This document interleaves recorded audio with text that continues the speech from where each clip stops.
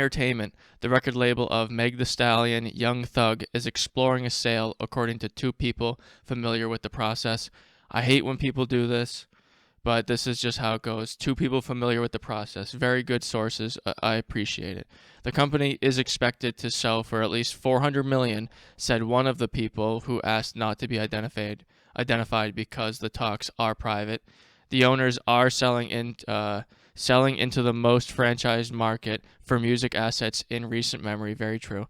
Music copyrights and companies have soared in value in the recent years thanks to streaming services. I think there might be some other reason for that, but that's talk about that at the end. Music sales have climbed for 5 years in a row. Two of the three major labels, Warner Music Group and Universal, have gone public in the last 16 months, while private equity firms have splurged on old catalogs.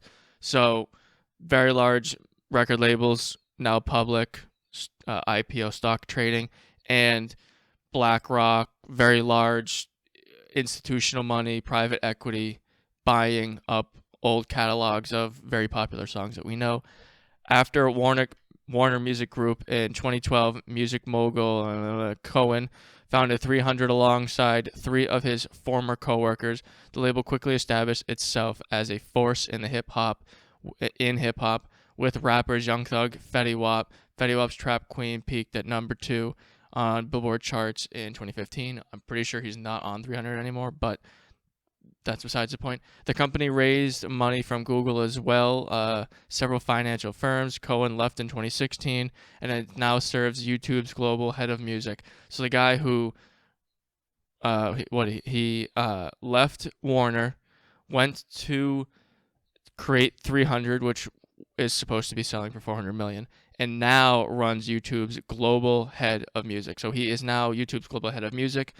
Very, very important. Obviously, a lot of people realize that, especially if you watch YouTube videos or do anything with the internet. A lot of people put most of their music videos on YouTube, so this is the guy basically in charge of a lot of that. Guy who created 300. 300 has continued to churn out hits. None bigger than Meg Thee Stallion, Houston rapper, who won 3 Grammy Awards this year. So, main reason I want to bring this up, and with the next one, there's a lot of play going on right now with music and a lot of money being thrown around. If you make music, this is probably what you want to happen, because later on in life you can sell your catalog for $200 million, which is supposedly happening with David Bowie, which is the next article. Or you just sign with some company and they IPO and you get none of that. So I don't know exactly if you're signed with Warner or Universal when they went public. I don't know if in their contracts most of those artists were getting stock as a asset along with the IPOing. I would hope they did that, but who knows?